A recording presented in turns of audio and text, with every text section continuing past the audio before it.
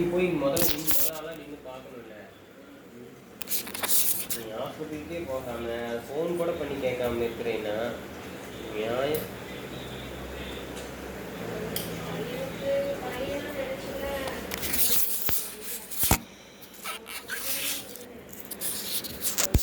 அப்படிதான் பண்றாங்க.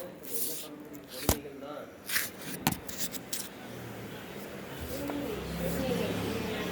அதாவது ஒன்று இவங்க மானிட்டரி பெனிஃபிட் கொடுக்கறது கொடுக்காத உங்களோட விருப்பம் கேட்கலாம். ஆனால் அது என்னோட உரிமைன்னு நினைக்கக்கூடாது.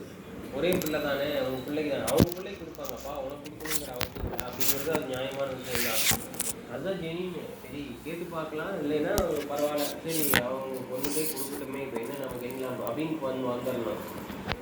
ஆனால் வந்து இது வந்து இவங்களும் வந்து புரிஞ்சுக்கணும். நீங்கள் என்ன பண்ணுங்க, சரி இதில் சரி நம்ம பிள்ளை பக்கத்தில் இருந்தால் நல்லா தான், பட் அவங்க கல்யாணம் பண்ணி கொடுத்து தான் அவங்க நினைக்கிறபடி அவங்க வாழ்க்கை அது என்னாது.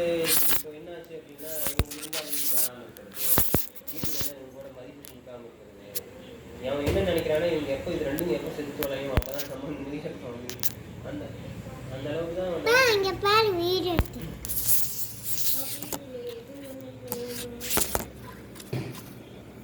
ரெண்டுமே இதுதான். பூச்சி மருந்து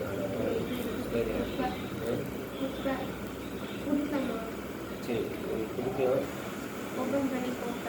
போட்டு அதான் பாட்டிலாம் ஊற்ற வேண்டாம். இது வந்து ஒன்று லிவாமல்